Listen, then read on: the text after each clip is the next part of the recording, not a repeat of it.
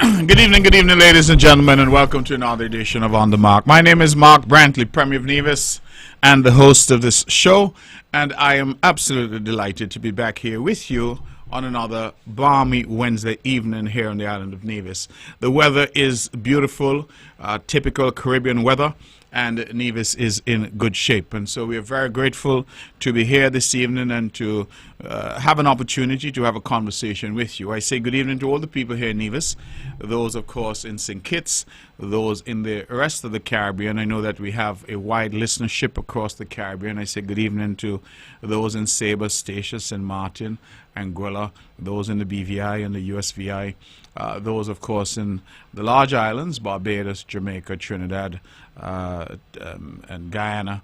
I know we have some listeners down there in Guyana who are very connected with Nevis over the years and who listen to the show.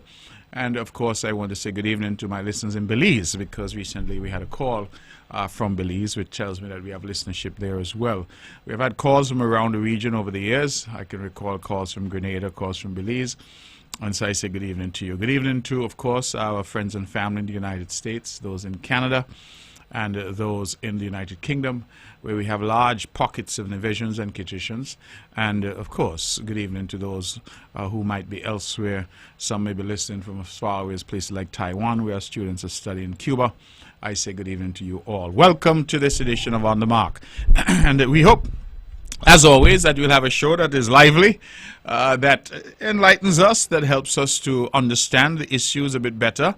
And this purpose of this show, of course, is to have dialogue and to educate each other, to engage in a way that uplifts us who are engaging, but also we feel educate those who are listening, and to uplift and engage those who are out there as well, who are looking for information, looking for reason, debate, and looking for discussion. And so that's what we're trying to do here. As always, at the top of the show, I remind you that on this show, we maintain the highest standards, the standards that have been set for this show, but importantly, the standards that have been set by VON Radio, the voice of Nevis, the Eastern Caribbean's only powerhouse. That is the station that has been the foundation of the show over the last 2 decades. And I continue to say thank you to them, thank you to Merrick Herbert for his vision, and thank you to Weber Herbert, who has managed the ship of VON all of these years and has done so successfully. Thank you to all of his staff, and of course to the technicians who joined me over the years here on the show, and who take care of all the technical aspects. Just so you know, when you call in, the phones aren't managed by me, they're managed by someone else in a separate booth, and that individual is who takes care of answering the phones and ensuring that the show runs seamlessly. So I thank everyone who's been involved, and I can't not thank the law firm of Daniel Brantley, because for the past 20 years they've paid for this show every single month to keep it on air. And I keep stressing that because this is the only show of its kind which is commercial free, and it is commercial free precisely because we have a sponsor that has paid for this show religiously every month for the last 20 years. I say kudos to them, and thank you to them, and thank you to all who have made this show possible. Thank you as well to our listeners. You call in, you make this show viable, you still have it as a preferred platform. And I'm amazed that even though some people may not call, people see me all the time and remind me that they listen to the show, and that On the Mark is a staple in the Federation of St. Kitts and Nevis. Straight talk across the Narrows, that's what we do. We don't spin here, we give it to you straight, and we have dialogue that, as I say, is uplifting. And so when the lines open, which they will shortly, I would ask, of course, those who are out there, please, to maintain the standards. You're calling in, call in. Let us respect each other. Let us respect the standards that we have set here on the Mark. Let us respect the standards that VON has set, where only the best will do. And let us ensure that whatever conversation we have is, at the end of the day, enlightening. And I like to say conversation. Currently, I'm having a monologue. That is, I'm the only person talking. But when the lines open, we hope to have a dialogue. That is, you talk, I listen. I talk, you listen. That's the way a dialogue works. That's the way a conversation works. Some people want to call in and start to shout and carry on with their bad behavior. That is not what this show is about. There may be other shows that you can call in with that type of behavior. But please, when you call this show, be prepared to have a conversation. Reasoned conversation. We may not agree, but I keep saying that there's no need for us to be disagreeable.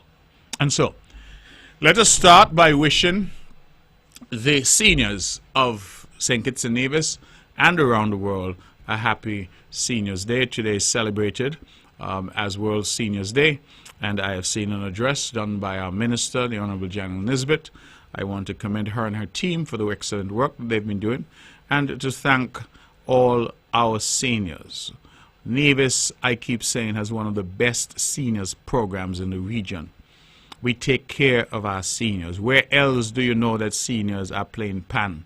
Seniors are going on outings. Seniors are even having pageants. Seniors are having sports day.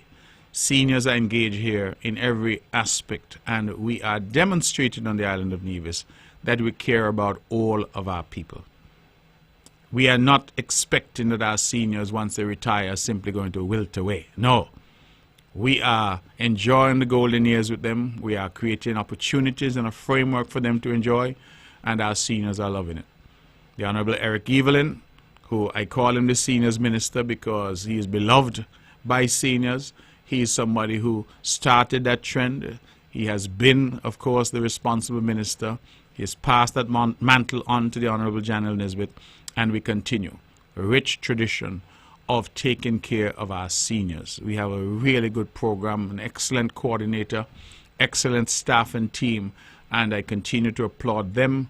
And I am very happy as the Premier of Nevis to say that the way we treat our seniors is demonstrative of how we care about people.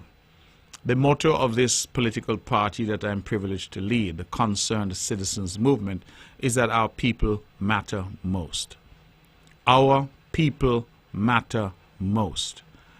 And despite the criticisms that we get, and which are understandable, we live in a democracy, I believe that if we are fair, we will conclude that this government has operated in a way that puts our people first. From programs to help our youth, programs to help our single mothers, the RISE program to bring families, get them back on their feet, programs to help single parents with children in preschool, children who need daycare, programs to help with uniforms and with school books, programs to assist our seniors to ensure that they get that outing, they are out and about and can do meaningful things, programs where we go to our seniors' homes and provide care for them, massages and the like, physiotherapy in their homes. We have a number of programs that we have initiated and that our policymakers have come up with to ensure that we take care of people. Beyond that, we have policies. Look at the number of young people who are in leadership roles in this island. From young people in the cabinet, to young people in the ministries, to young people in the schools, to young people at the hospital, you name it. We have demonstrated that commitment, that we are supportive of our youth, we are supportive of young people. We look at the sporting ministry and the sporting endeavors on the island, how we support teams that are traveling to represent the island.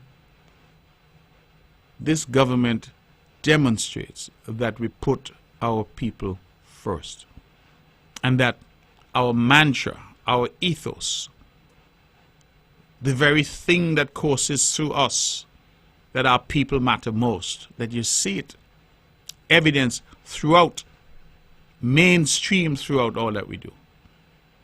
And I often say, with a wry smile, that some of the people who criticize us the most, look out, they're also benefiting. They're also benefiting from programs. They may not say so. In fact, sometimes they take it with one hand and cussing you with the next. But not to worry. Our policies benefit all. Our approach to governance is that we should give our people a hand up, not a handout. We should teach our people how to live, how to take care of themselves, how to have an environment where they can flourish. A hand up, not a handout. And that is why you find that our programs are designed in a very careful and thoughtful way. And I'm very proud of our seniors program. Very proud of our safety nets that we have constructed. For an island with very limited resources, I believe that we are doing well. And we continue to try to do more. When you look at our electricity subsidies for our households, we removed the fuel surcharge from our households in Nevis. It has caused a tremendous strain on our finances.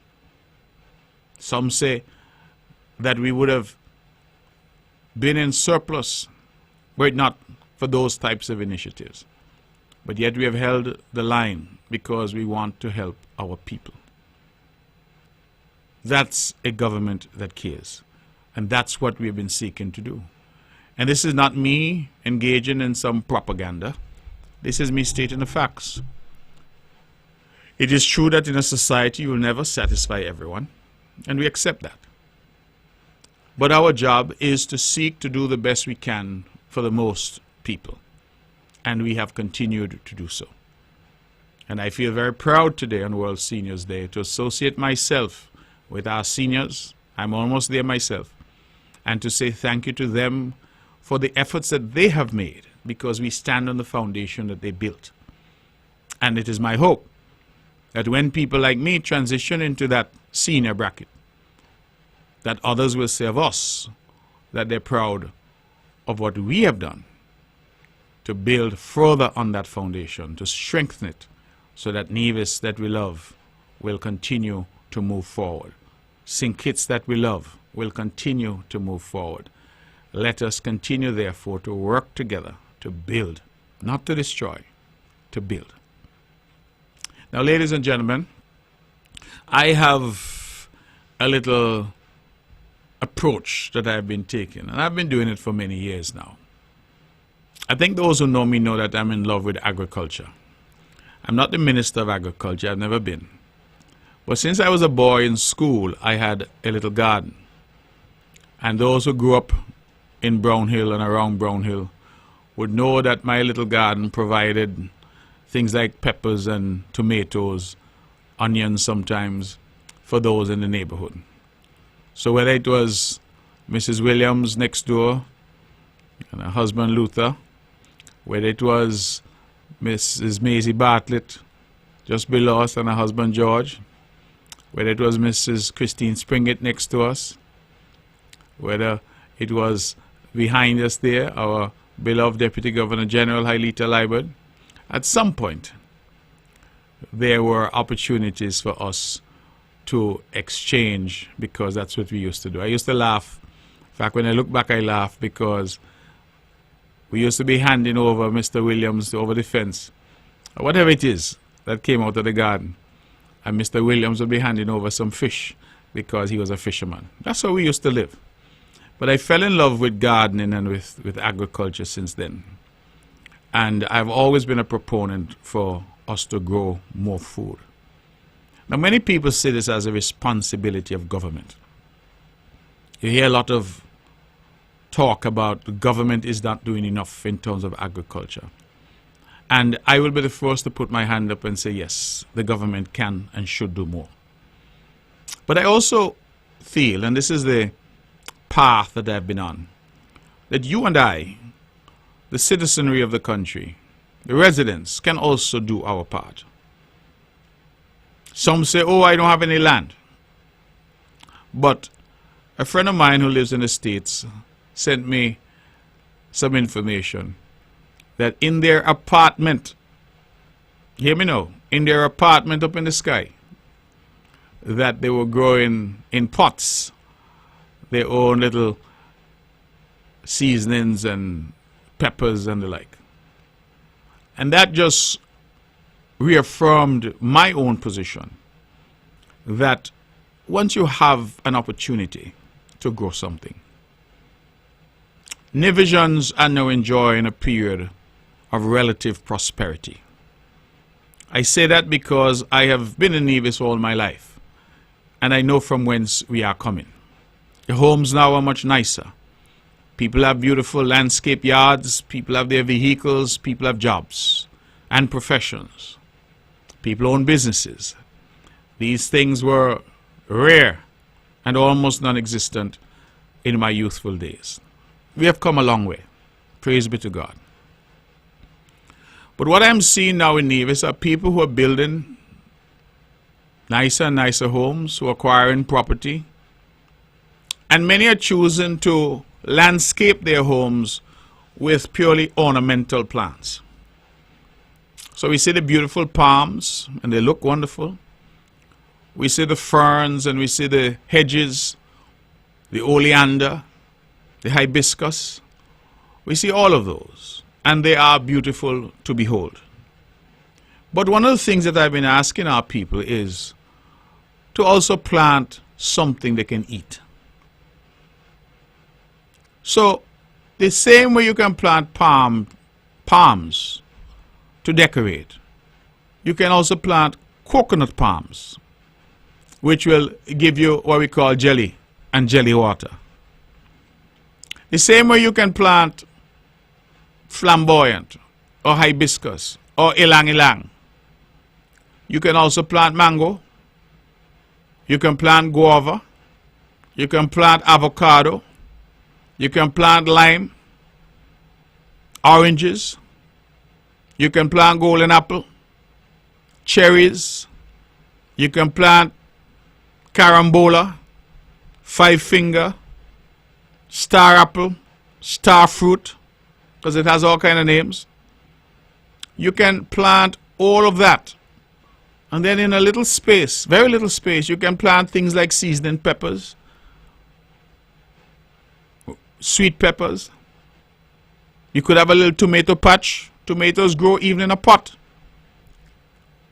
And then, of course, your season, you can have thyme, you can have chive, what we call herbs. You can do all that. And you know, one of the other things I find for me, it's very relaxing. And there is nothing as fantastic, in my opinion, as going into your yard, picking a coconut, picking a piece of fruit, taking a mango from the tree, wash it off, and just eat it fresh. No chemicals. How we were meant to eat. How we were meant to live. You see, there are all these new and increasing illnesses that our people have. Various cancers, toxicity in terms of our bodies. And whilst I'm not an expert, I sometimes wonder whether there is not a direct correlation between the level of sickness and morbidity that we're seeing in our people and what we're eating. I went to a spot some time ago and I wanted a bit of fried chicken. When I went, the chap frying the chicken said to me that we had to wait a few minutes. I said, all right.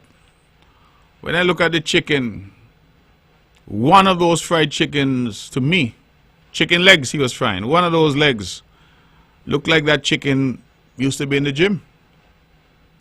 I have never seen a leg that big. I said to the gentleman, if that came from a chicken, then that chicken is almost the same size as me. And I decided I'm not eating that because that could not be normal. And you see, a lot of our people say, oh, the bigger the better, you have a big chicken leg. But think about it for a moment. If you have a chicken leg that is that size, what kind of chicken that comes from? That's a bionic chicken. That's a World Wrestling Federation chicken. You have to consider that if a chicken is that size, more than likely, it is not natural. And then if they've pumped that chicken full of hormones, growth hormones and things of that nature, what happens when you ingest that and it now goes into your system? We're getting food, brothers and sisters, from abroad. I have checked, and I know that a lot of the food that reaches us is not even the best quality. You know why? I learned that they grade food. You have the top graded products. That is, you may have apples, you may have onions, whatever food. Grade A, grade B, grade C, as the case may be. Well, most of the first world, they take the top grades. And so a lot of what we get are the inferior grades that come to us. And we simply do not know what we are eating. That's the truth. We simply do not know what we are eating. We get food sometimes and we just aren't sure what we're putting into our bodies. How that food is manufactured or made, how it is produced. Have you ever noticed, for example, that you buy fruits sometimes in the supermarket and weeks later those fruits have not yet rot? How come? What did they spread them with to keep them looking so shiny? Sometimes fruits are getting here arguably weeks after they were picked, but yet they look like they just dropped from the tree. How come? So I say all that to say that it is important for us as a people to try to do a bit more to feed ourselves. Not just in relation to health and a better understanding of food security and food sovereignty, but also when we look at cost. A lot of people complain bitterly that when they go to the supermarket week after week, the prices are going up. As government, we have tried to respond. We have removed VAT on food. My government went so far as to say that we want to remove all charges at the port in relation to food. And imagine my shock when the supermarket said to me that will not make a difference, sir. Because every week that they order their containers out of Miami, the prices are higher. And so, it behooves us to help ourselves. And we, in this island of Nevis and in our sister St. Kitts, are blessed with some of the richest soil anywhere in the region and in the world. Somebody once told me if you plant a stone in St. Kitts, the stone will grow. That's how fertile St. Kitts is. And so, it is really just a question of us reorienting our minds and saying to ourselves, listen, whatever the size of my plot may be, whatever the size of my land, my house, I'm going to incorporate into what I do daily some food production. As I said, a simple matter like your landscaping. I've heard this term edible landscaping and I love it. Edible landscaping means that you're landscaping with things that you can eat. I'm amazed that at my house we have a tiny, tiny patch where some bananas have been planted. And it looked like so fast I pick a bunch of bananas, more bananas are there. We have planted a little pumpkin vine. And I believe it was yesterday, my wife and I went, after our morning walk, we took a look and we counted, I believe it's about 6 or 7 pumpkins on that vine. We have a little patch with seasoning peppers. And then all around the yard, we have fruit trees. So, I have soursop, I have lime, I have sugar apple, I have golden apple, pomsite as they call it elsewhere. We have cherries, the red cherries, we have gooseberry. We have a variety of mango. We have coconut. We have tamarind. We have carambola. And I could go avocado. And what these things do is that they allow you over time. So this morning I came from a little exercise and I realized that one of the carambola trees, 5 fingers, apple star fruit trees was laden. And I went there and I picked. And now you have something that you can make drink with, you can use for smoothies, you can use for cooking. People use it for all kinds of things. But what is important to me is that if everyone was doing that, could you imagine that you have an abundance of carambola in your yard, your neighbor has guava. You hand something over the fence, the neighbor hands something over to you. A lot of the things that we see here, I'm told that the boats coming from Dominica, and God bless them because they have been providing food for us for many years. But you ask me, what is it they grow in Dominica that can't grow in Nevis? Ask yourself that. And I'm not suggesting that everybody becomes a farmer, meaning that everybody must go and find land to farm. We recognize that people have things to do. But if you were to just do a little backyard gardening. I saw during independence our Prime Minister, the Honorable Terence Drew, posing with a big bunch of bananas. I wasn't aware of that at the time, but I too had picked a big bunch of bananas that I posted to social media. And I posted a video of me going into the little patch and picking a pumpkin. Although I got some cuss that the pumpkin wasn't quite ready. But I picked the pumpkin. But the idea is not really about the banana or the pumpkin, you know. The idea really is to say to our people, listen, plant something. Wherever you can, plant something. Even if it's in pots on your veranda, plant something. Plant something that you can eat. Because if we can inculcate that into our people, that instead of filling up your yard just with hedges and nice looking palm trees and the like, that you plant some food, it will be helpful. Now I know, because I'm sure when the line's open, people are going to say, oh, well, what about the monkey? Oh, what about the donkey? Oh, what about the sheep and goat?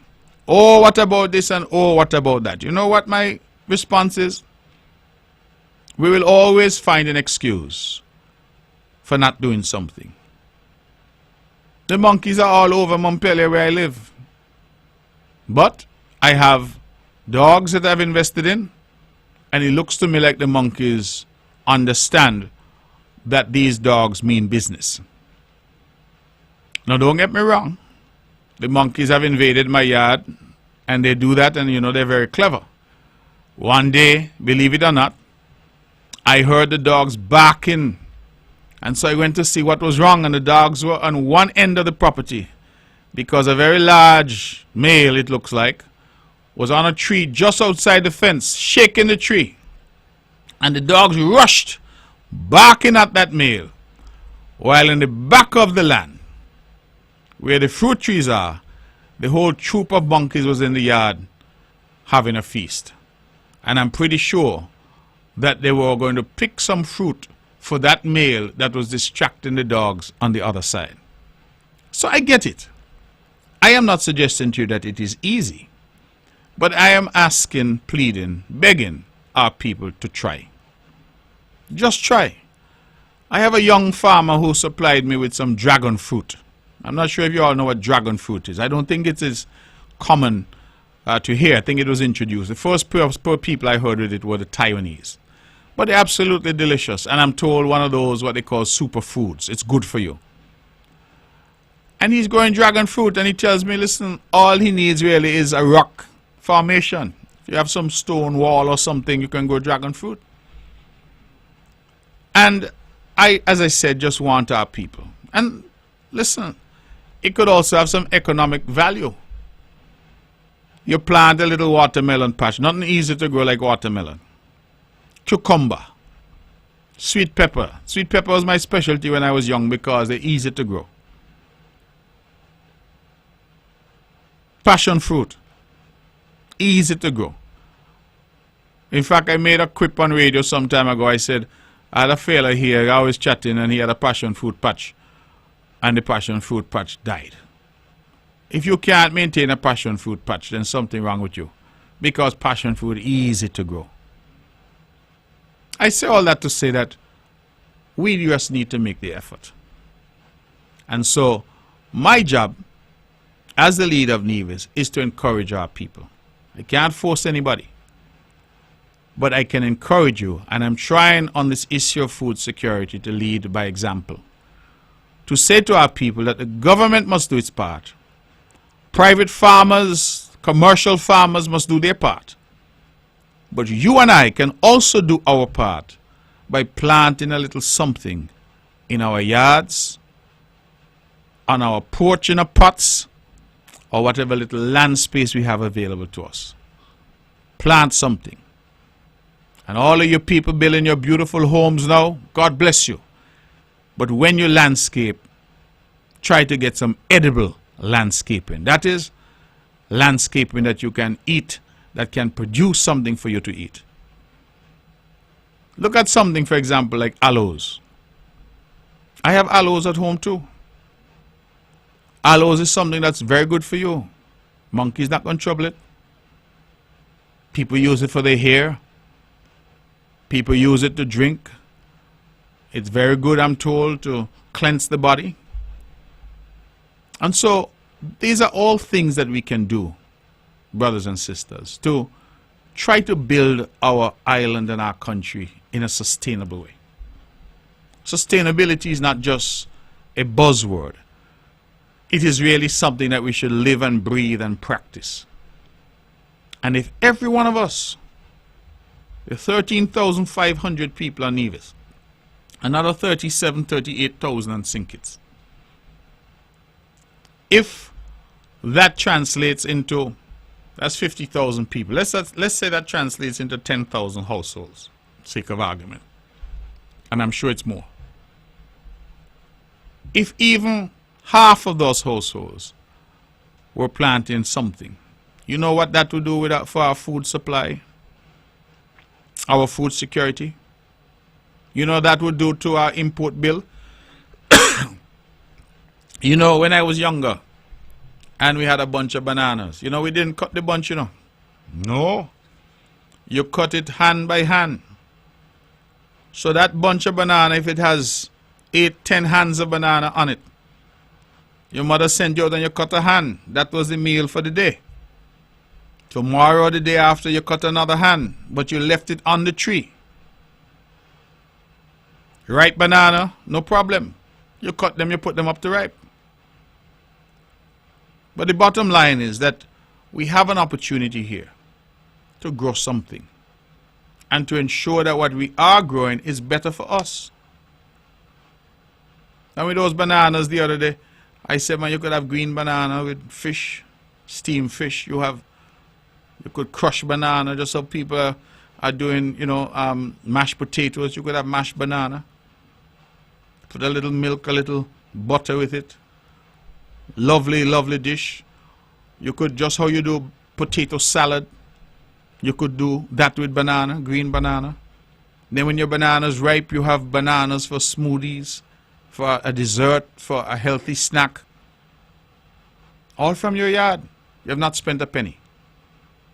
I really want our people to start to think more in that way. And part of my role as Premier of Nevis is to try to educate. These are issues, in my view, where there should be common ground. We need not debate or have any political confusion over some of these issues. We should all be willing to say, yes, that's a good idea. Let us all support it. I recall when this government had the initiative to plant 10,000 trees on the island. We didn't get to quite 10,000. I'm told we got to about 7,000 or thereabouts. But good initiatives. Let us support. So I went ahead and posted something on social media with this banana, and oh man, all kind of people start to talk about this and political gimmick and this and that and the terror. Showing off. Now what is there in a bunch of banana to show off? I don't understand. I am picking a bunch of banana from my yard and saying to our people, listen, look at what can be produced. Get up and do something. People just don't understand. If you're going to encourage people to be healthier and to engage in some exercise and some, Well, shouldn't you as the leader be out there if you're able to walk and to go to the gym and to show people that, listen, this is what I am talking about? You should be willing to lead and to show from your leadership, to inspire people by your leadership. If you are pushing education, you yourself should be willing to say, listen, I'm trying to advance my own education and I'm encouraging people to get educated. That's what leaders do. So I don't think that these matters should be subject to controversy. And I really do believe that some of the opposition efforts here are really silly, really foolish, because it's like everything that is said or done, they must respond, and they must respond negatively. You go down the road and you clean an area and you say, all right, but you clean that far and that wasn't necessary and you're only looking photo up, and not that, hey, why don't I go and clean an area? Why don't I encourage my supporters to go and clean an area? And in so doing, guess what? We keep Nevis, which is already nice, even nicer. This is how I would like to see us operate. Not cussing at every single thing, because at the end of the day, what is the value in that? I tell people all the time, I have never known cussing to solve a problem. It may make you feel good in the moment that you cuss off somebody. But what does it help you do? What does at the end of the day? The prices in the supermarket are high. If you cuss somebody, the price is going to come down. Nevlek and Skelek bill, you can't pay it, you cuss somebody, they're going to stop your power from being cut off. No water in the pipe, you cuss somebody, they're going to put water in the pipe. The country needs ideas. And I am not sitting here as the Premier of Nevis saying, I have all the ideas. My name is Mark, not Jesus. But what I am saying is that the country is better off when we have a discussion that is based on ideas. Not just constant cussing people. And sometimes when you look at those who are cussing you, you understand why Jesus wept. Because they are the least of the apostles. Nothing to show for themselves or their own lives. Failures with a capital F. In fact, them failure you got to spell PH. You can't put them in the ordinary failure spelled F. PH failures. Failures. And yet, they are the ones who spend every waking moment of every single day, of every single week, of every single month, of every single year cussing. Well, good God. You don't get a point where you even say, man, let me relax. Let me relax myself. You're just going to cuss all your life. And it gets you to the point, you know, where you start to think, are people really angry at you, or are they angry at themselves? Because no matter how all of us put on a public face, and we do, at 3 o'clock in the morning when you are awake, and you are alone, and you're having to confront the reality of your life, and you look back, and you say, what have I done over the past 55, 60, 65 years? What have I accomplished? What will people remember me for? What is my legacy? Who are my children? Who's my wife? Who's my husband? Have we built a home? Have we created a family? What have I done? And I believe that some people, at that 3 o'clock hour, faced with the reality of their lives, become angry. And they then feel that to take out that anger, They get up in the morning and they write something nasty about somebody who not trouble them, who sometimes doesn't even know them or think about them. They get up each and every morning angry, not thankful to God for life. Somebody told me the other day, every morning you wake, say thank you to God that you were on the wake-up list. Because there are millions around the world who did not wake up. But we are not saying thank you to God for being on that wake-up list. We get up to cuss somebody. And you know what bothers me? Is that you have no scarcity of cussing, but you have a scarcity of ideas.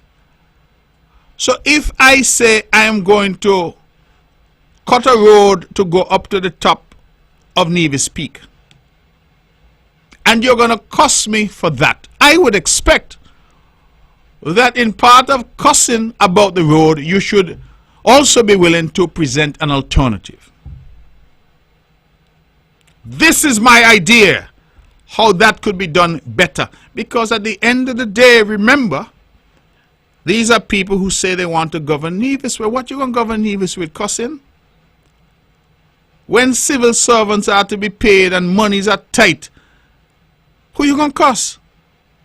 You need ideas. You need capacity. You need to be able to say, this is how we will resolve these issues. Governance is not easy. It's not child's play. It is difficult. Difficult decisions have to be made. And if you cannot demonstrate out of government that you're capable of bringing ideas and mature and responsible thinking to issues, then why should anybody trust you in government? Because I don't understand if all that I've seen from some is a lifetime of cussing. But when they get into government, they're going to change. I see a fella launch a broadside on the church the other day. I said, well, what the church doing happy? Cuss out the church. Said the church is too silent on some issues. So the church must just jump up because you say you have a problem. The church must jump up with you. That's not the way things work. And any time that they say 1 + 1 is equal to 3, and somebody dares to say no, 1 + 1 is equal to 2, they cuss you. And nowadays I realize that they're not only cussing the politicians, they're cussing their family members. I see people now posting all kinds of things about my wife, putting up her photo. They're going after my children who don't trouble anybody. My 2 daughters are going about their business trying to build their careers.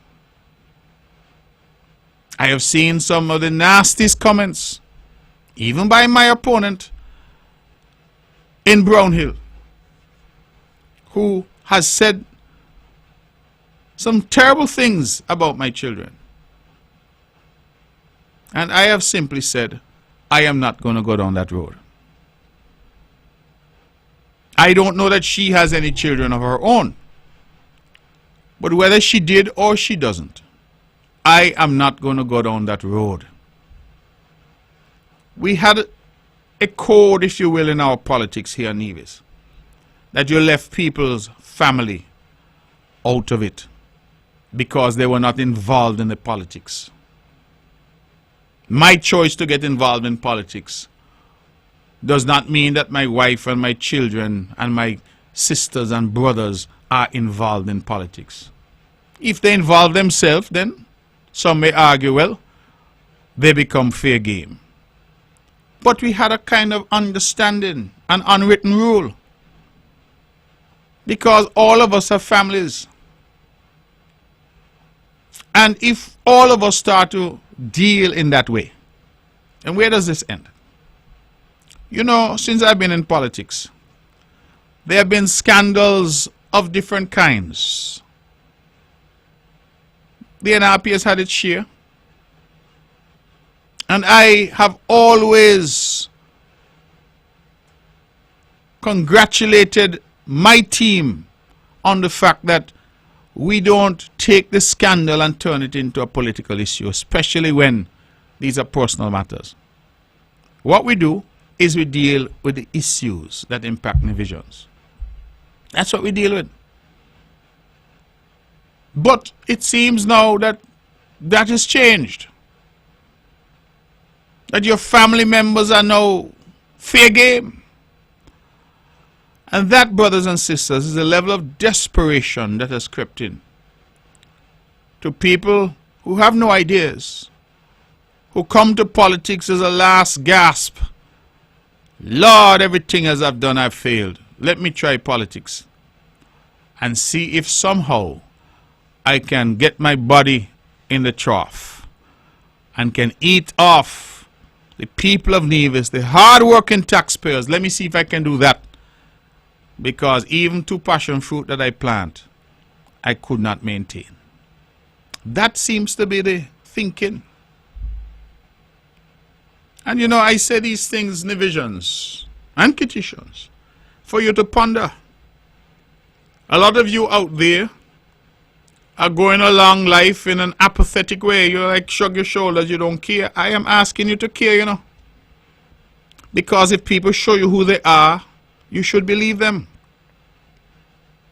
You should believe them. And that is the concern that I have sometimes, because a lot of people are saying, oh, man, give somebody else a chance. Governance is not cricket, you know, that you say a man batting too long, so you tell somebody else, man, give the man a chance. No, you must get the man out. The bowler must do his job. And then when the other team comes in, the team must have batsmen with good technique and good ability who can make runs. But if all they have is noise, then what is the point? Because at the end of the day, we saw an NRP in office from 2006 to 2011. In 2011, we saw what they did to try to hold on to office, removing hundreds of voters from the voters list. I stood in that line in Cox and I saw Nivisians cry because they could not vote in their own country. And NRP people were jeering at them and laughing at them. I take that, because wrong had become right. And then they were able to infiltrate the CCM and had a big black fox in Cox. Oh yes, we are very well aware of what happened. But I stood up. I went to the court. And for the first time in our history, the court declared Hensley Daniel of the NRP to be null and void. The election in St. John's to be null and void. And the court said, I must go and do it over, because all these shenanigans engaged in rendered the election null and void. They went up to the Court of Appeal. The Court of Appeal unanimously, 3 judges up there, tell NRP go sit down. You all tried to steal an election, disenfranchise divisions, paid off a big black fox. And then, at the end of it all, we went back to the polls. And the result was that Hensley Daniel has been retired ever since. People of Nevis can never forgive that. And they'll never forgive him. And he will always be remembered. Because when they realized that they were losing the support of the people, they resorted to illegality. That is what NRP has shown us. Well, if they don't tell us who they are, why are you out there talking about, well, I'm listening to them? What are you listening to them for? Because they have demonstrated to you who they are. Who they are. And I don't have time tonight to go through the number of cases that tell us who they are. Young Shemarko and his wife with a baby in her arm, born here in Nevis. picked up for deportation. They've done nothing wrong, except that somebody tell them Shemarko support Mark. You know what I found was so hilarious? Shemarko is not even a registered voter. He was not a voter. Shemarko support Mark. Pick him up, deport him. Thankfully, the law firm of Daniel Brantley came to the rescue, brought the matter to the court, and the court ruled against the government because they had no basis to pick up the people, put them in the lockup at the Charlestown police station. Imagine that. A husband and wife with a young baby up at the station, at Charlestown police station, all because somebody say the husband support Mark. I remember, and I will call her name, Rodney Elliott, one of our famous local restaurateurs here on the island. She tried to run an ad, an advertisement on NTV. And Rodney called me and said, Mark, I'm doing a little ad. Could you come up in the restaurant and I want you in the ad? When I saw the finished product, they had me in the final product, taking a spoon up to my mouth, that's all. I believe that my cameo appearance in that ad was only about a second. And she was told that the ad could not air on Nevis television that was being paid for by the taxpayers of Nevis unless that second of my face was removed. I'm not making these things up. I wonder if Nevisians realize. I saw the leader of NRP gave a big address for independence. I saw the Honorable Cleon Stapleton Simmons gave a big address for independence on NTV. And I say, you know, I am the subject of a lot of criticism in this country. But I wonder if the people of Nevis remember that it is Mark Brantley who went to court and challenged the policy of the then NRP that no opposition member could appear on NTV. I'm not making this up.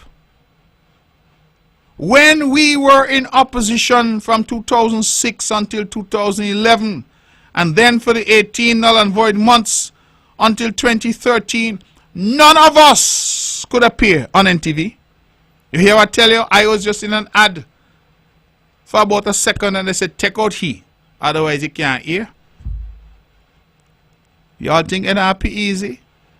Now they go down and they have the big speech and they sit down in the nice clothes and they record their speech at NTV and NTV hears the speech. Well, I wonder if any of them ever said, thank you, Mark. Because if it wasn't for you and the fight that you fought, we as opposition would not have the right to go on NTV today. I had to go to court. You all think this thing has been easy. It has not been, you know. A lot of things today people are taking for granted. I spoke to some non-nationals the other day. And when I reminded them of how the NRP used to round them up, they used to have a little bar there in town by what we used to call Longstone House. And they used to come through with a van, pick up people, shackle them up, push them in that. Deportation. There was a situation here where you could not get a work permit on the NRP as a non-national unless you paid somebody, you know. When you came and you were working for certain NRP bigwigs, they held your passport. You know what that means? You can't make no noise. If they tell you they're going to pay $100 and they only pay you $50, you better not make no noise because they are holding your passport. These were the things that happened here. I remember this young lady, Joylyn Ross. Some people forget, you know. Right there at Ivor Walters Primary School during the election. My poll clerk, my poll agent heard the click when she took the picture of the ballot. And it is my poll agent who raised the alarm. And when the police got involved and the picture that the lady took was checked, it was a picture of her ballot that she cast for the NRP candidate. And as the lady is being led out and she's crying out, she cried out for the NRP activist who took her there. And he said, I know you're not.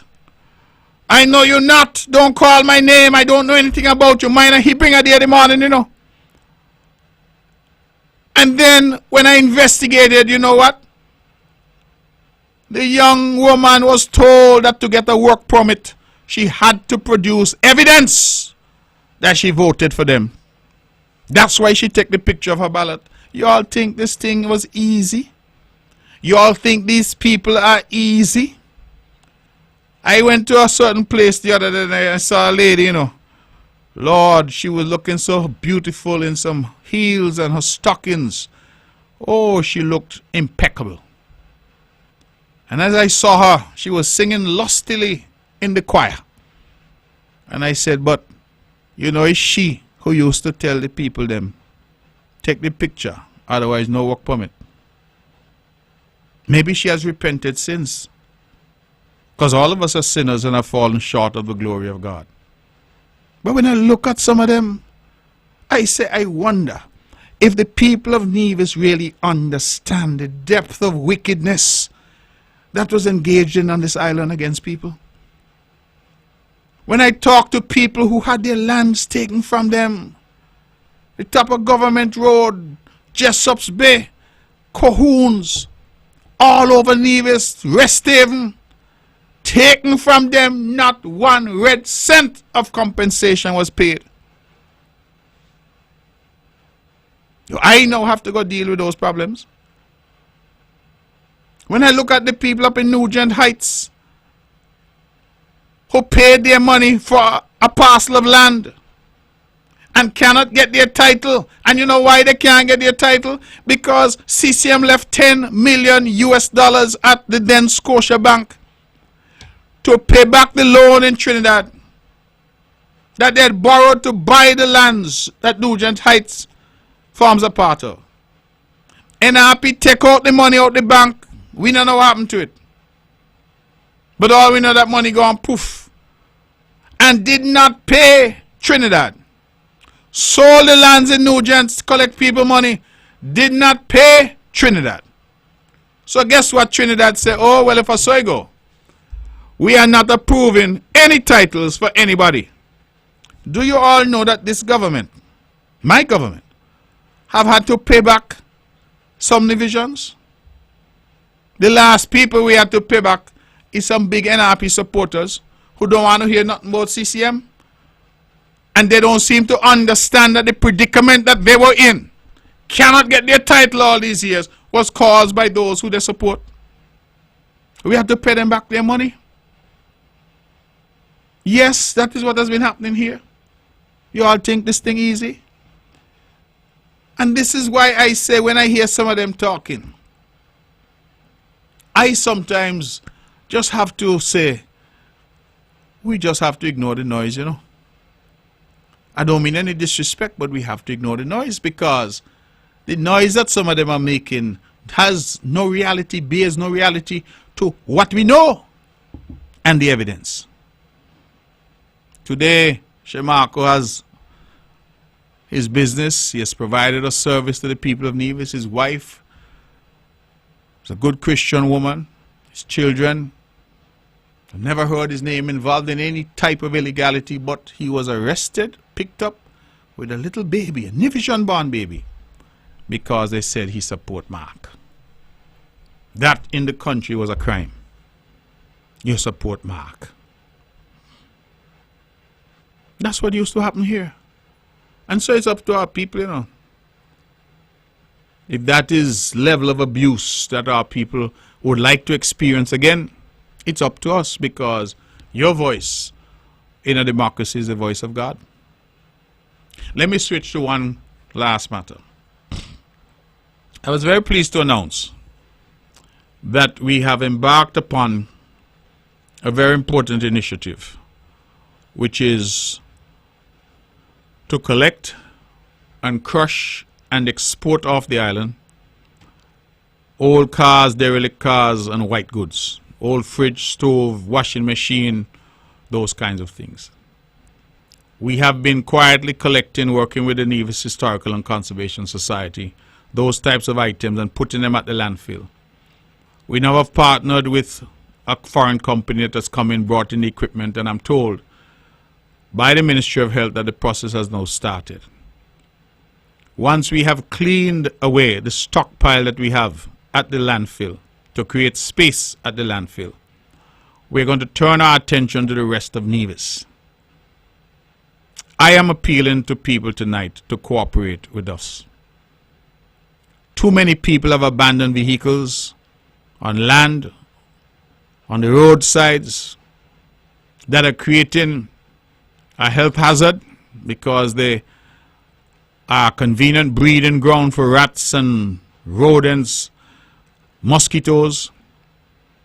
They're also, according to the police, creating a national security problem because contraband, guns and the like are hidden in those abandoned vehicles. And of course they are unsightly, which is not good for us or for our tourism industry. And in many instances, people complain that when they've built their homes and invested their money, these people come and park up all these vehicles in their neighborhood. I have driven around this island. There are some trouble spots where this has been happening. You have some people who have say that they are mechanics, but they're doing their mechanic business on the side of the government road. And so creating traffic hazard, traffic problems, traffic congestion. I am asking our people, listen, let us be responsible. Let us be responsible. We're going to come around and we're going to come to collect those old derelict vehicles. We're going to crush them and we're going to remove them from Nevis. Young people are buying vehicles in large numbers now. So more and more vehicles are coming into the island. Does anybody ever stop to consider what happens when those vehicles are no longer good? When they no longer work, what happens to them? That is the problem that we're trying to address. And so I'm asking, please, for our people to cooperate with us. We have coercive measures that we can take, we'd prefer not to. So when we come knocking, please allow us to remove those derelict vehicles that you have in your yard, that you have in the neighborhood yard, that you have out on the government road. We're going to go with them, crush them, and remove them from Nevis. Because Nevis is nice, but we want to make it even nicer. That's it. I'm opening the lines. 469-1616, 469-1700. Please call in. Let's have our conversation now. My monologue is over, and it is now time for dialogue. I want to hear from you. I want to know what you have to tell me. And the phones have lit up, so let's go and say good evening.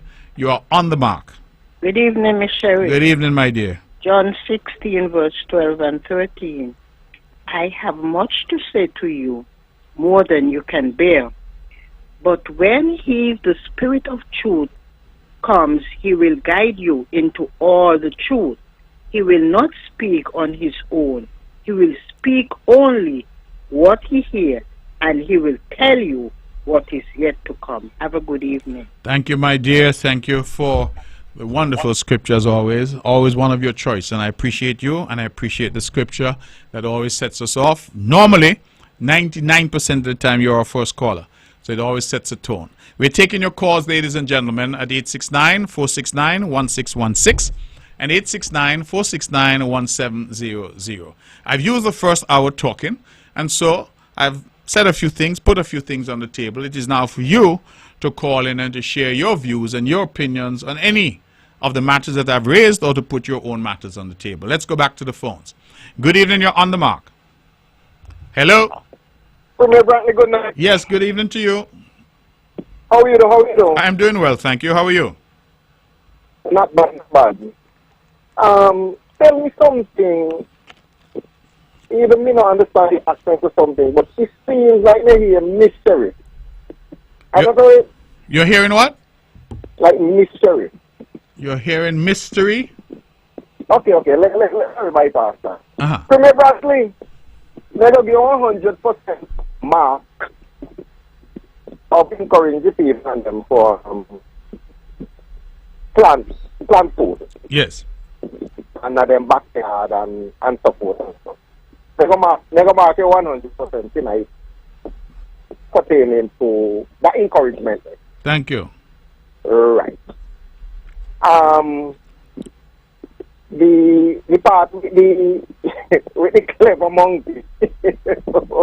But it's a true story, you know, caller. No. You're laughing, eh? And I'm telling you, but I've never seen anything like that. A big buck was down at the front of the yard, outside, you know, outside on a tree, making a ton of noise. And the dogs are barking while the rest of the monkeys in the back eating the fruit. Well, that's a clever name. Well, I had to watch them to see if they had any cell phone because I want to know how they're talking to each other. Yeah, I'm telling you. Mm-hmm. But then now, you now seems like you may communicate with them because you say that you're sure that the monkey then may go quick food and carry it one day. Well, it got to be well, unless that one they work for free. You're pro. Mm-hmm. And Premier Brantley, let me move on. Yes. Let's move on. Premier Brantley, want to deal with your press conference.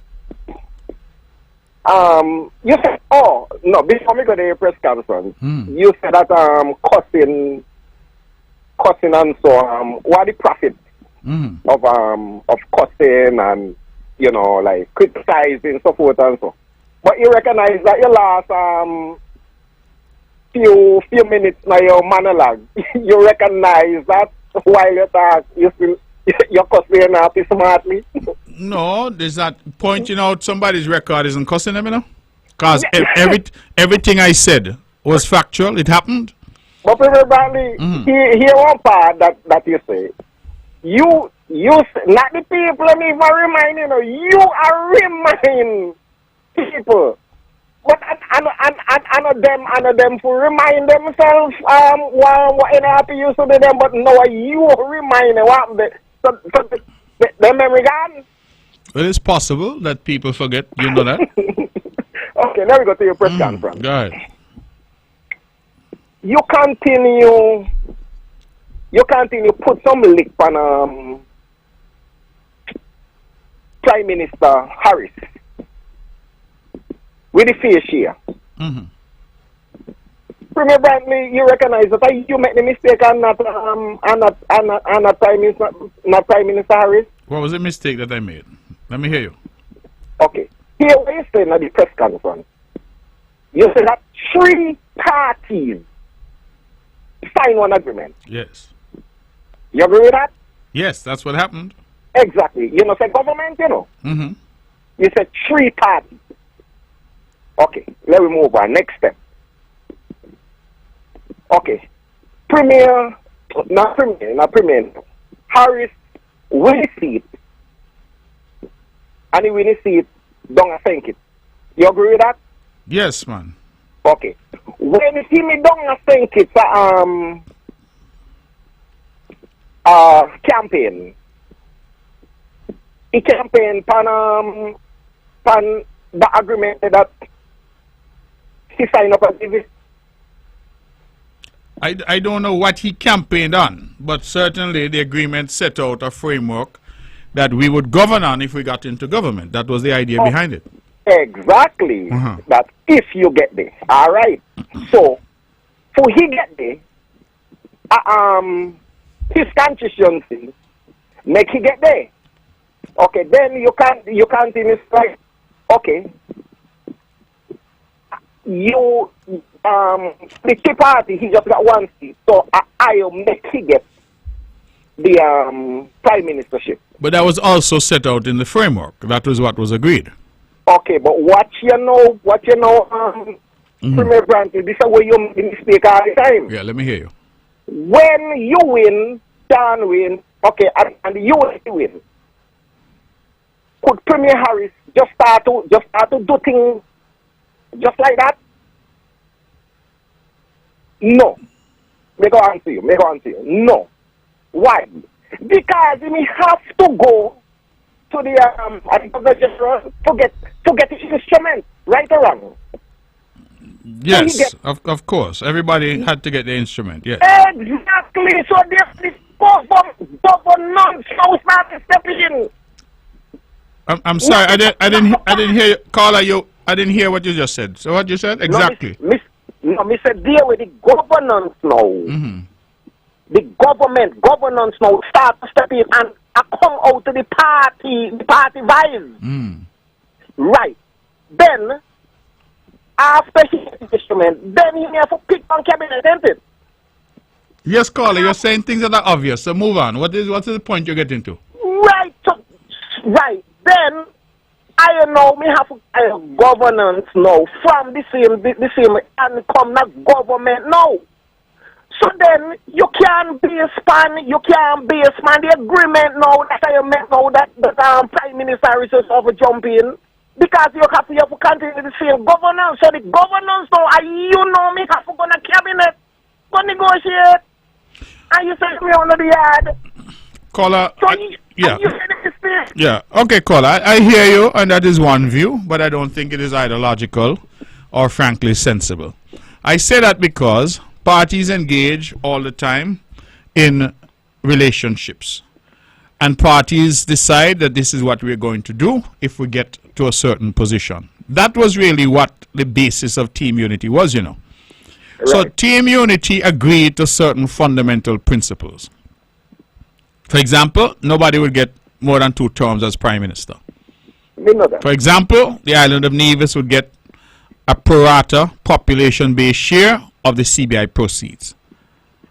So, those were the principles. Party, right? Caller, you said party, but the parties then became the government.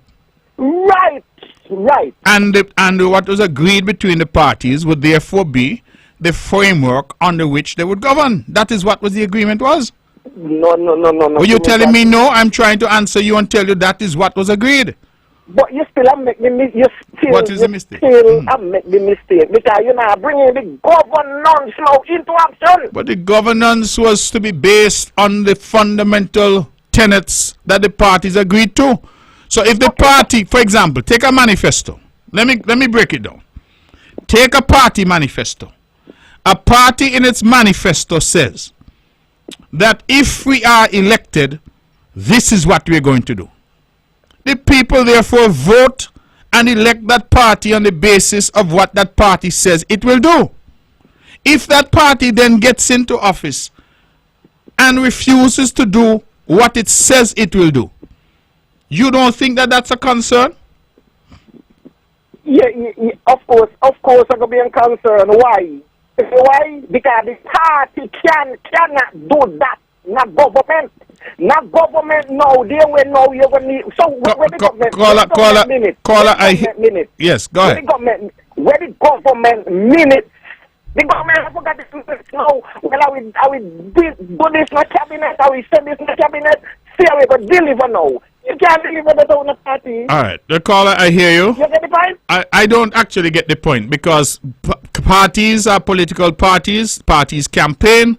Parties say to the people what they will do if they get into government.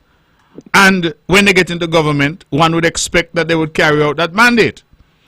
They get into government, and now you're telling me the party can't do nothing is the governance. Well, on what basis are they governing?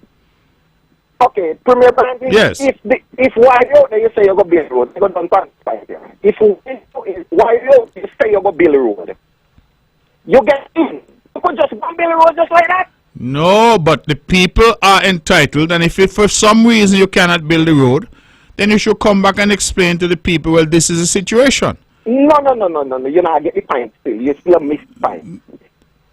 go build the road. You build the road. But how you go build the road? You go get brickworks and whatnot and so for go do estimate, so forth and so. Then you go get the road. Then you bring them to cabinet.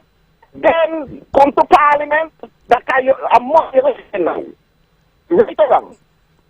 Building a road would not come to parliament. But I hear the line down which you're going, and I think you're saying I'm missing your point. I'm not really missing your point. You're trying to say that whatever parties agree to is not relevant once they get into government. I am saying to you that that is not the case.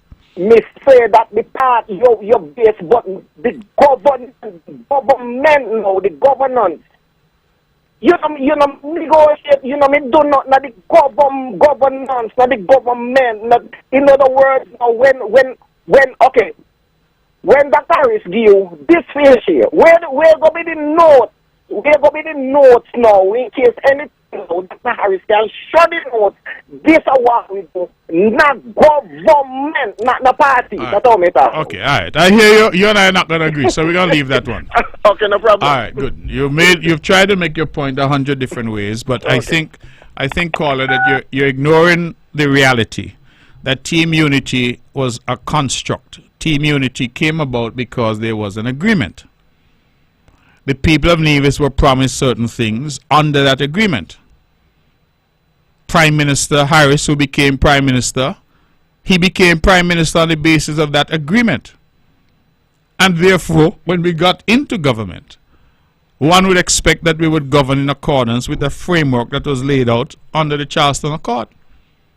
What in fact happened is that, as I have quoted Shakespeare more than once, to say that the ladder that Timothy Harris used to climb up, he then kicked it down. Lowliness is young ambition's ladder, whereto the climber upward turns his face. But when he once attains that upmost round, he then unto the ladder turns his back, scorning the base degrees by which he did ascend. That's exactly what happened. So you got to a point where the framework that was agreed was now being dismissed. In fact, in his own words, what Charleston Accord them a talk about. So you can't call it just dismiss that, because that was what formed the basis. And what happened was that as you're in there, you're trying to make government work, and they start to say, well, okay, we're going to give you a interim payment. It started at $2 million a month. That was under the Honorable Vance Amory of blessed memory. He was the leader. And that $2 million a month. And then as I became the leader in 2017, that is the Premier of Nevis and leader of the party. Because recall that Unity got in 2015. So 2 years later I became the leader, and I then started to agitate and say, well, this 2 million didn't make any sense. And eventually you kept getting an increase and say, hold that for now while we work it out. Hold that for now while we work it out. And that money eventually got up to 5.5 million a month. But again, hold that, man. Hold that, we're going to work it out. After a while, you realize that, listen, man, it's 7 years and it still can't work out yet. So you're trying on the one hand to keep the team together. You keep getting the can kicked down the road. But you get to a point where you realize it's like a man owe you money, caller. And the man keep telling you, man, next Friday. He owe you $100 and he bring $10. He say, Lord, man, give me a chance, man, I'm going to bring it for you. Then when you start to get cross, he bring another 10.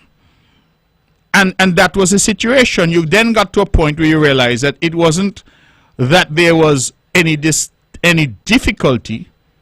There was actually no interest in giving the people of Nevis what was agreed.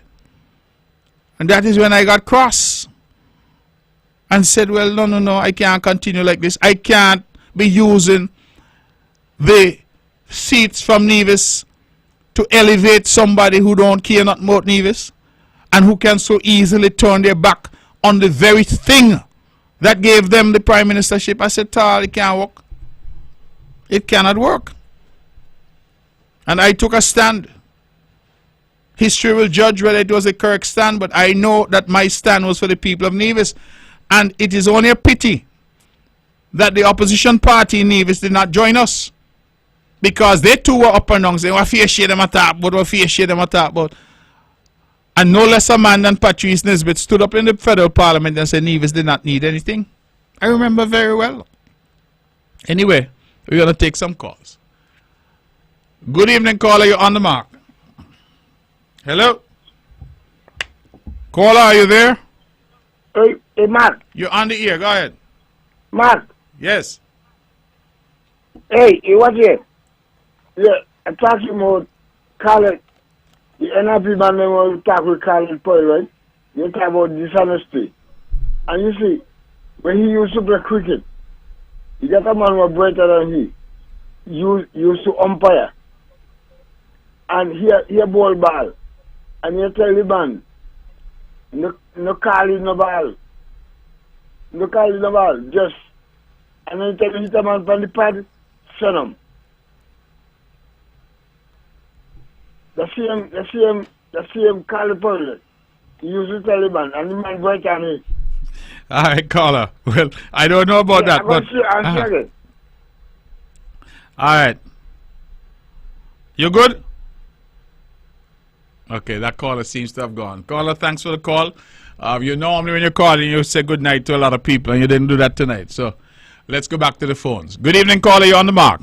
Yes, good evening, sir. And how are you this evening? I'm doing all right, thank you. Okay, great. Two things. The agriculture, I hear you talking about agriculture earlier on. And let me tell you right now. Yeah. Earlier on, and you're saying about how little produce you get, and so on from your plot of land. I want to draw your attention, if I may, to the Agriculture Department. For over 3 years now, we've been applying for a piece of land. And to no avail. And I want to know what is the problem.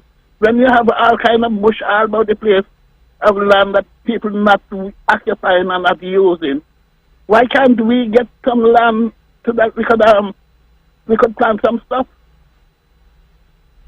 Well, caller, I don't know, but I will raise the matter. I know that agriculture has had significant difficulty in terms of lands because, simply put, the government doesn't have a lot of land. That has been a real problem for us because people have come wanting land and we have not had the land available. A lot of land that the government has is not in an area that is conducive for agriculture because it may not have any water, may not have any accessible roads, as the case may be. So I know that that has been a real problem. Nevis is not like St. Kitts. St. Kitts, the government is land rich. Nevis, most of the land in Nevis is in private hands. But listen, yes, I know for a fact that there are lands in Cades Bay. I know for a fact there are lands in Cades Bay area that we could use, and it's growing away in a bush. That is government owned? Yes. Okay. Well, I can investigate that. I don't know. I'm not responsible for agriculture. I really can't tell you what lands government has where. But I can certainly investigate that for you. I was not aware that we had any lands left in Cades Bay. Yes. Okay. Yes, we do. Anyhow, and the second matter. Mm-hmm.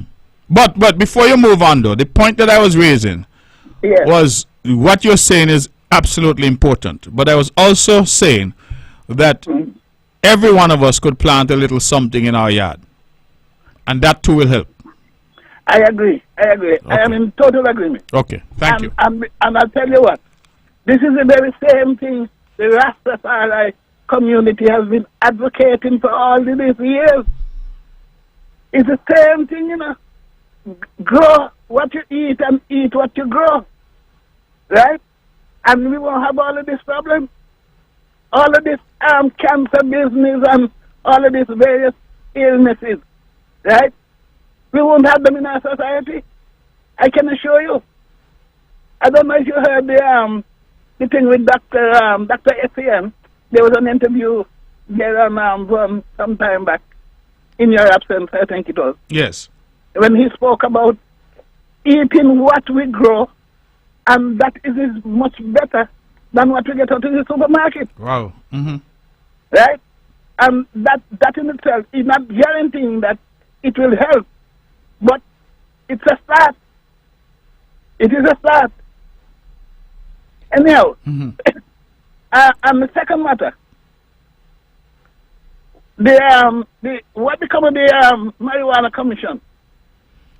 Well, I'll be honest with you, caller. I have not even kept up with that. I've been so disillusioned with this marijuana story that I don't know. I remember that a commission initially was headed by, I believe it was Mr. Right. Was it not Mr. Amri from the bakery? No. No. Okay. Okay, I thought he was headed by him. Then I thought we had a commission headed by a doctor fella in Sinkits. I can't remember his name. Night. I think there's a night. Night? Yes, something like that. Well, we are not, I don't know. I don't remember the night, this night post that you're talking about. But in any event, Okay. I am not persuaded that we are moving at the pace that we need to move. And to be honest with you, I've been very disappointed in all of this because I have said I am not a user of marijuana. But I believe that we have now enough evidence to show that there are some medicinal benefits for some people for its use. We have enough evidence to show that there are economic advantages to having marijuana being available. Mm-hmm. The argument that it is a natural plant is unavoidable because it is. And I think ultimately, once we can couple our policy with a rigorous education campaign, then I have been advocating to say, let us just allow this plant and this marijuana, just take away the legal restrictions altogether, right? I mean, Yeah. I have come to that position because I feel that as we talk about economic diversification, it is absolutely critical that we find ways and means to get people to work meaningfully, to create jobs, to create opportunity in the country. And you have a lot of fellas here who have tremendous knowledge about marijuana. So it's not as if you're going to say you got to import the knowledge, because I think there's a lot of knowledge already locally. Exactly. So I listen, I am not trying to be on radio tonight to minimize the concerns. I too have some concerns. One of the big concerns is we talk about the economic impact, but the banks have expressed a concern that if you're a ganja farmer and you bring in your money to bank with them, how is it that is going to work? Because remember, they have corresponding banking relationships now in the United States and other countries where the ganja might still be illegal. Yes. So you run the risk, say, let us say National Bank, and you're a ganja farmer and you have an account at National Bank. The National Bank may well face difficulties with a correspondent bank in New York, because the bank in New York say, well, you have somebody with illegal funds from an illegal activity in your account. It may not be activity that is illegal in Sinkis Nevis, but on the federal law in the United States, as you know, marijuana is still illegal. So there are some considerations. I'm not trying to minimize those. But I confess that I have not seen thus far a concerted effort and the political will to deal with this issue.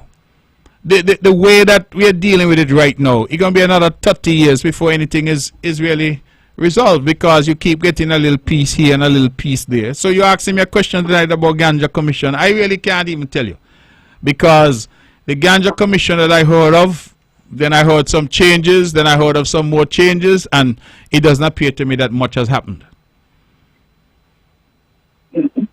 Well, I would like you to raise the matter when you get to the house, the next sitting. Well, if you've been on the agenda for if me, you've please. been listening to me during the budget debates, I've raised it every year. I keep saying that we need to move forward with this thing, right? And I've been raising it, to be honest with you, since I was in government. I raised it in the parliament as well. We're not moving fast enough, right? Because I can tell you, there's some land allotted to the Rastafarians in St. Kitts for cultivation. There's also some incentives, I should say, pertaining to the licensing and so on, given to the Rastafarians. But I haven't heard anything pertaining to Nevis. All I'm hearing about St. Kitts. And I'm saying, well, what happened is supposed to be a twin federation.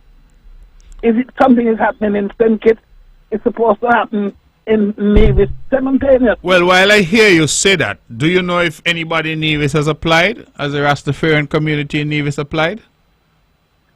Applied for the licensing? Yes. Well, I can't tell you specifically, but what I do know is that the Rastafarians have some license, and they have some privileges, I should say, that they're entitled to them to each category of licensing there is. Because, you know, there's several categories. Yeah, no, I understand that, but I'm simply saying that I'm entitled, right? Does not mean that you just get it without an application. I could be entitled to a St. Kitts Nevis passport, but if I don't apply, I'm not going to get it. Yeah, well, there is some application made for sure, but I'm not sure if there is any response as yet. Okay. Because that's what needs to happen. I think for the people in Nevis who are interested, they will need to make the necessary application and not just say that Nevis is being left out, because if you don't make the application, then obviously you will not be considered. So I share that view, caller, but I think on a macro picture, just as we talk about, you know, sustainability, where we're going to go 10, 15 years from now, I think this issue here, man, let me bring this issue to a head and we move on. Because it's just been lingering, and at the end of the day, people are more confused now than ever. You know, one of the big things now, quite a few young people have reached out to me to say police have raided them and arrested them and charged them for marijuana. And that is another matter. Well, but that's the point I'm raising. I don't even know, as I sit here tonight, I honestly do not know how the law is being applied and enforced in relation to marijuana. Because we had a whole big thing about 5 trees and, you know, this amount of marijuana, and it's a ticketable offense. And then I see young fellas all around the place smoking marijuana in public. I know that is not legal. But now it looks like the authorities are cracking down on people for having marijuana, whether to sell or whatever. And I'm saying, again, you know, what is the overall policy objective? What is it that we're trying to achieve? And there is a lack of clarity. There's really a lack of clarity. So if they're going to have a licensing regime, no problem with that. But you now have to be clear as to who can be licensed, when they can be licensed, the cost of the license. And then if you're saying to people, then you give them a time frame. You say to a man who's a ganja farmer or selling ganja, listen, go and get your license. I give you 6 months to get yourself sorted out. After that, then whatever the consequences are, you deal with them. Yes. But yes. You know, come and talk to people and let people know what is going on, because a lot of people, I think, are confused, and you know, I could understand that confusion because the policy just seems to be all over the place in relation to marijuana, and I just feel that at the end of the day, you simplify the process, right? And you simply say, listen. People who want recreational use, people who want religious use, people who want medicinal use, right? You have some people who would buy alcohol, but they're not necessarily drinking it. They use it and they sap their foot, their knee, because their knee hurting them, right? You have some other people who buy it because they take a drink at night, it helps them relax. Yeah. You understand? So my thing is that you have to think, but it has to come with education.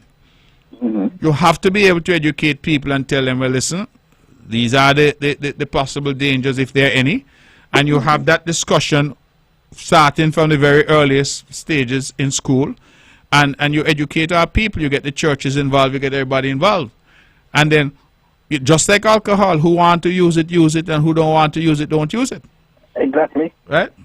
Exactly. You know, and one of the ironies, and I've heard the argument made, and I think it's an accurate argument, because one person said that alcohol is actually a lot more dangerous than marijuana, you know, in terms of what it does. You know? But any of us, I could leave here tonight and me and you go and bang a drink somewhere in Nevis. That is not a problem. So, similarly, I'm saying it is time for us to have that real conversation. All this hopscotching around and do a little piece here and a little piece there and a little piece there, that don't make no sense. I mean, just come and say, listen, we're going to take this position, work out the banking situation, because in America, even though marijuana is illegal at the federal level, at the state level, states like California, them have a big marijuana industry. I know that. And a lot of money, billions of dollars being made from marijuana. Canada's gone further. Canada's legalized it completely. I was in Canada the other day, and I'm going to tell you, caller, every other corner had a marijuana spot. But let me ask you something. In Canada, where Canada bank their money? Well, you remember they have their own, you know, Canada big enough to have their own banking system.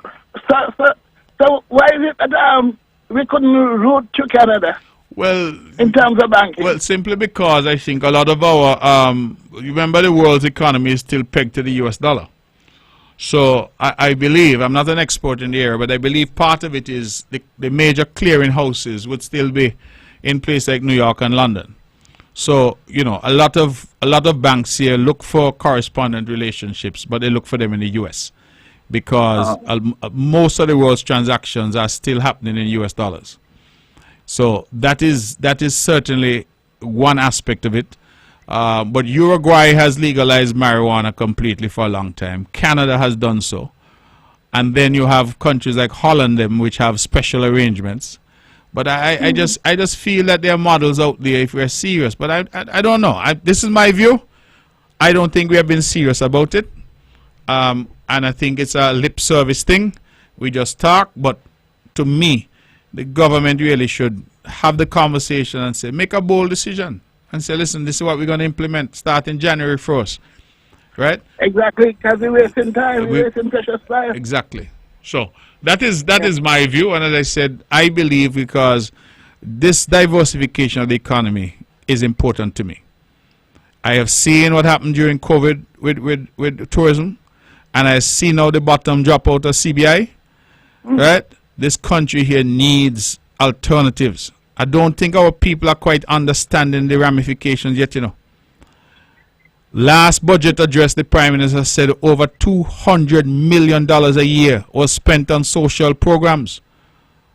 PAP, budget boost, you know, the STEP program.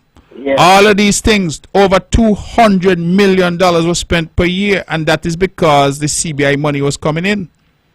If that money they get choked off and that money stop, well, you know what's going to happen, you know? Some of those programs are going to have to go. And when those programs go, the people in the country are going to struggle and have hardships as a result.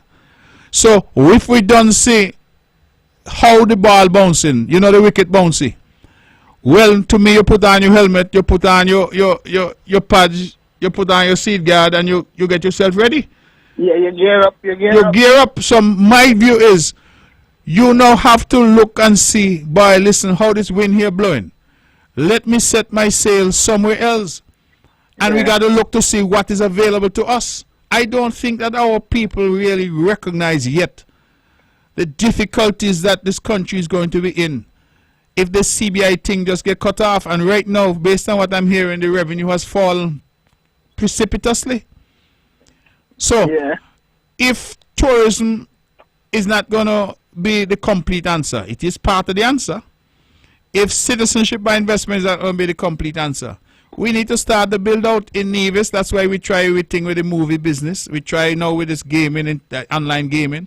We're trying about this SSZ, which is creating a lot of chatter. But Nevis has been trying to do different things, and I think marijuana is another aspect that we could employ. Right? It is not that I'm on radio tonight advocating the use of marijuana, but we know that people are using it. We know that the Rastafarians say it's part of their sacrament, and it's always been for years.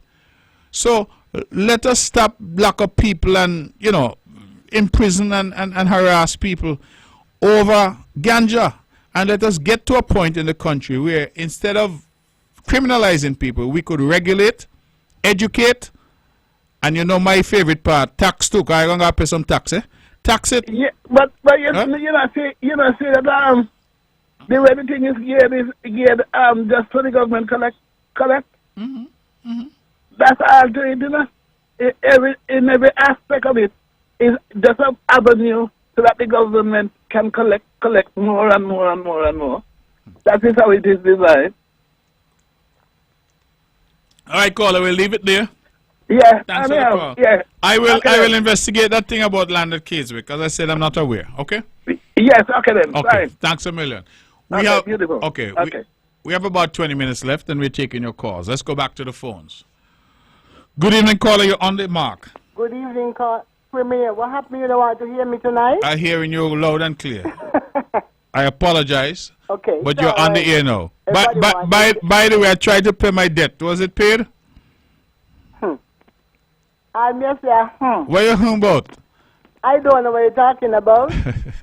I thought I owed some money from a long time ago for some lunches. When people owe me, you know what has happened to them, no? What? Me say them a bad payment kill them there. So me don't know how you're going to get resurrected. Well, I don't know, cause I definitely sent your money, so I hope you get it. No, Right? me don't get it yet. You don't get it yet. Okay, And it gonna come. It gonna And come. let me tell you something, Premier. Yes. The voice of the people is not the voice of God. In an We're election. too sinful for that. in the voice an of election. In an righteous- election. Huh? In an election, it is a saying that the voice of the people, meaning when they vote, whoever they vote for, you have to respect. Well, say something like that. But the voice of the righteous people is the voice of God, not all the sinful people like you and me and so. Now, Premier, me got a concern. And I want you to tell me if it shouldn't be like that. Oh, by the way, this society have a luncheon coming up next month, Premier, late next month. So, I don't know if it could be resurrected. No man, resurrect me, I beg you, man. Take me out the cemetery. But listen here, I have a concern. This is our 42nd anniversary of independence. The national anthem, is it not for the Prime Minister to use when he's doing addresses, speeches, or whatever? Yes, that's available to him. Why? Yes, but me very disappointed in the Prime Minister. Because he had, well, maybe I shouldn't put it that way, but I believe he's a part of it. The Prime Minister, if you're not a part of it, forgive me, but me still very much believe so. Because he have a few persons there that do over the anthem different to how the anthem supposed to be sung. What do you mean? I see a thing where some fellows are singing it. A cappella. That's what you mean? Because they just turn me off. And the anthem was not meant to be sung that way. And when I go hear some foolishness when the thing is almost finished, I think it's shameful. And because anything go wrong with that anthem, the flag is defaced, the coat of arms, you see, I don't think a lot of people understand the seriousness of these symbols. Mr. Brantley, you travel a lot. And you know, in some countries, I don't want to say it because it should never happen. I don't believe so. There are ways of dealing with people. But you let a soldier or somebody who's supposed to be responsible to put up a flag and it is upside down, or if it's torn, or something is wrong with that flag, like you need a new one because it's going out, it's wearing out. You know what they just do with them. And mind you, I didn't even want to mention that part because it sounds good. And God help us, it never come in these islands. I used to enjoy, I'm a person who like current affairs. And I used to like to enjoy and hear in the other islands saying, Think It and Leave It, that a nice national anthem. It's not nice anymore. It is not nice anymore. And he's our fourth Prime Minister, and I've never heard the other three use the national anthem in that way. So, caller, I'm just trying to get the point straight. So you're saying that the national anthem does not admit of any creative touches to it? Not a thing. But for example, in the United States, at major games, you know, the football, NFL, baseball, etc., they would have the national anthem sung. I've had famous people like Whitney Houston and all of them have sung the national anthem of the United States. Right. And they tend to put their own little flourish on it. You know, their own little flavor on it. Because they're doing it for sports and all that. Okay, but so talking about the Prime Minister. Okay, all right. So okay, so you're saying therefore that when it's being used for an official function like the Prime Minister, right, then it should be in its traditional form. Exactly. Okay. It should be the way. You see, this is the kind of thing.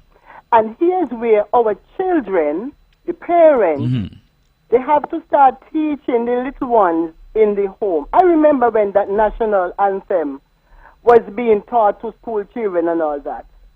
And they knew it by heart, some of them at 3 and 4, even before they went to school. They knew it. And here is where we have to teach them down there small that you have to, when you go to school, sing the school song as it's supposed to be sung. Because if you add in a verse, if you're changing something, if you're going over it, no. No, that is not the school. Maybe somebody out there thinking, well, she right, or somebody say, plenty people say, no man, they don't do it so. But there is where we run into problems with things going wrong. It starts right there with us. Children have to start learning these things in the home. And it's conflicting because when I hearing them kind of thing there, coming over wrong, he don't turn me off, you know. Okay. I can't tell you what he really been a say. Okay, well, I get the point. It's an interesting point as to whether or not we're allowed to interpret the anthem in different ways. You know, I mean, I've heard it, for example, played with steel pan. I've heard it played, you know, in terms of... Brantley, nothing is wrong with that, but I'm saying the Prime Minister, I get the point, his capacity as Prime Minister, should only use a traditional form. Indulging in and all them kind of things. People singing in the national anthem. Okay. Something is wrong with that. Okay, I got you. The point is made, and I think that is a matter that we will do. What really going on there, and I hope somebody maybe don't. He don't must be overseas, no doubt. Somebody gonna call him, tell him. Okay. Okay, thank you. All right, thank you very much. Okay. We have about 12 minutes left. Some interesting points being made by the callers, but we're taking your calls. Let's go back to the phones and see. We have somebody holding, yes? No? Okay, callers, please call back in. 869-469-1616 and 1700. We have about 12 minutes, so we can take some calls. Let's go straight back to the telephones and say, good evening, you are on the mark. Hello? Premier Brantley. Yes, good evening. Yes, me interested in this case here, you see. So listen, you know, yes, you know that the chairman for the fund me pan ZIZ last week. You know about that, right? No, I wasn't aware. And the host was Roma. And he say that right now them a go launch one program of supporting small business. And then just not give the money, them a give advice and so. That they launch that they launch for Navis too. I am not aware, caller. I have no knowledge of that. So I truly can't answer you. I wasn't aware of the program, and I can't say that I've heard anything about any launch of any new program. So when me hear that, right, me say, but wait, the Prime Minister and Premier Brantley supposed to negotiation with the fair matter. So how come now that this money where the Premier and the Prime Minister supposed to here this money now, I'm gonna do some program now, nothing it. And now, Premier, you tell me that you know about this? Well, caller, you know, programs are suggested all the time, but whether those programs are going to happen, what the timing is on those programs. Sometimes a program is announced in terms of the idea, but then the framework is put in place. So I wouldn't get too excited about it at this stage. I would want to do an investigation to find out where this is at, because a lot of times programs are in the future. This is what we want to do. This is what we intend to do. What I will say is that in the past, programs that have been introduced that have been funded by CBI have been extended to Nevis. So whether it is a STEP program, the PAP program, the Wallet Boost program, the assistance to the students going to CFBC, that program, various programs of that kind have been extended to Nevis. So that is why when we look at the whole issue of fair share, you have heard me make the argument that we have to look at it holistically as well, because a lot of those programs have benefited Nevis, where they are announced at the national level but administered at the national level as well, because STEP, for example, is still a national program, but it is funded by them, and there are some divisions. There are divisions right here in Nevis today who are on the STEP program. So Right. I have to be fair when I make these public announcements on these matters, because the fair share is not just a question of how much does the NIA receive. There are monies that are being paid as well for various programs from which Nevis benefits. And I think that in fairness, those things have to be taken into account. But if there has been an announcement that some new program is to be considered, I'm not aware of that. One other program that I am aware of nationally is this Aspire program, where the children are getting $1,000. That Right. too has been extended to Nevis. In fact, Nevis has a representative on that committee. So those programs benefit all the people in the country. Right. But research this one here and may depend on you next Wednesday. Me can ask you something? Yeah, go ahead. You listen to every program in the country?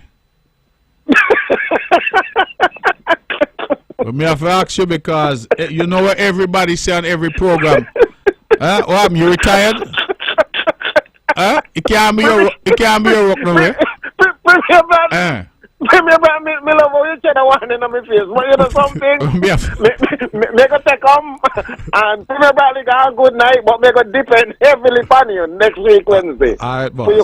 For you come back and give me an answer for that. Okay? Take care. All right. Okay. Thanks for the call. Until then, okay, have yes, a safe ma'am. night. You too. God bless. Okay, good. Okay. We have 6 minutes to the hour of 10 o'clock. We can take a few more calls. And so if you're out there and you want to say something to us, the numbers are 869-469-1616 and 869-469-1700. Ladies and gentlemen, regrettably, this program will not be rebroadcast tomorrow at 1 p.m. because here at Von Radio they'll be carrying live coverage of the funeral program for our late Governor General, Sir Edmund Lawrence. And so that tomorrow is a half holiday.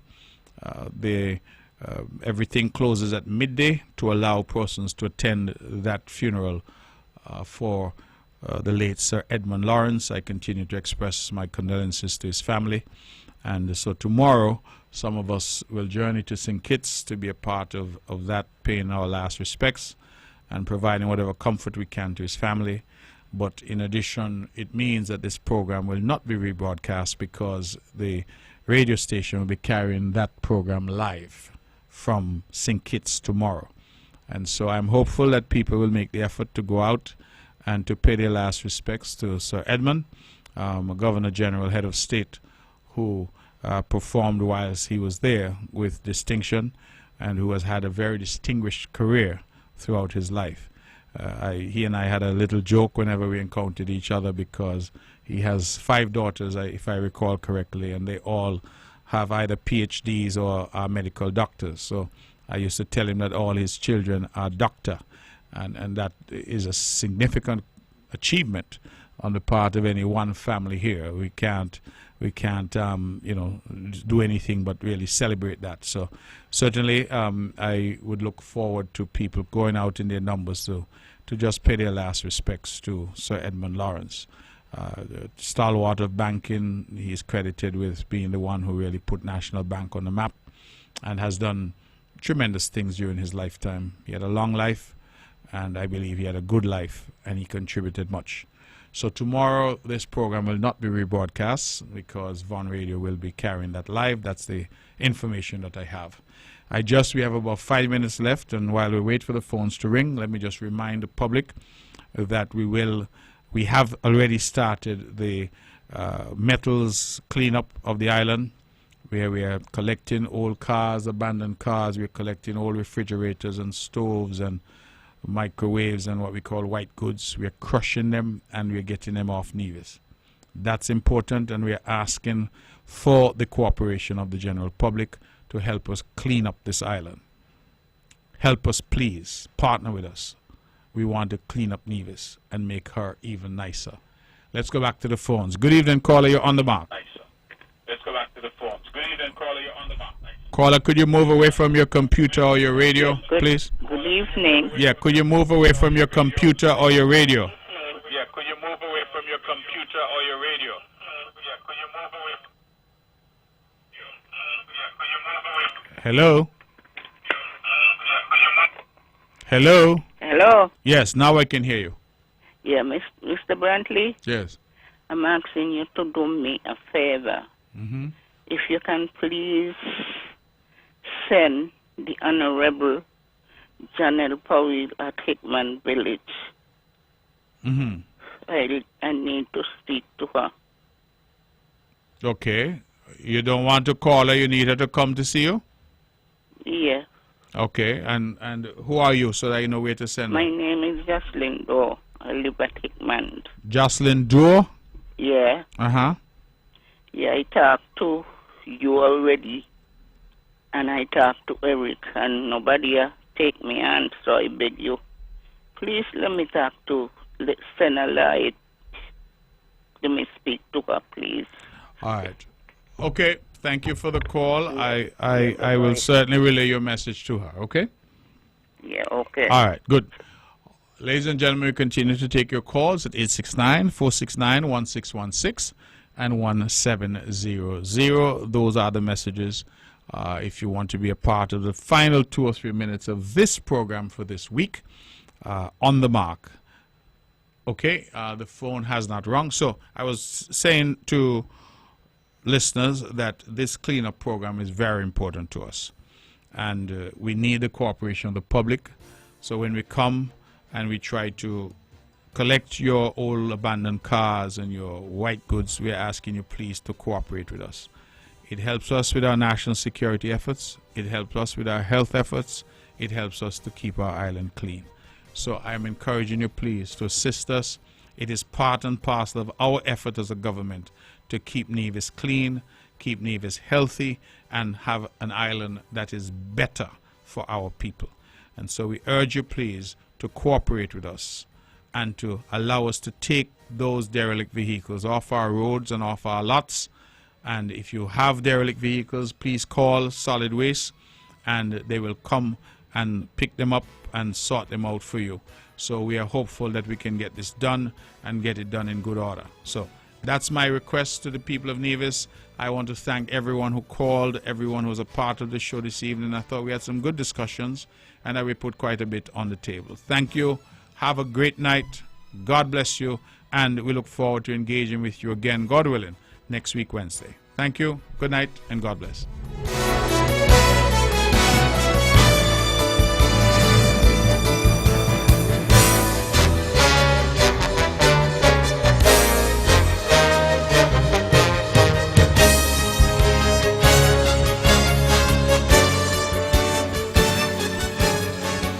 The views and opinions expressed on the preceding program were solely those of the participants and do not necessarily reflect the views of the Nevis Broadcasting Company Limited or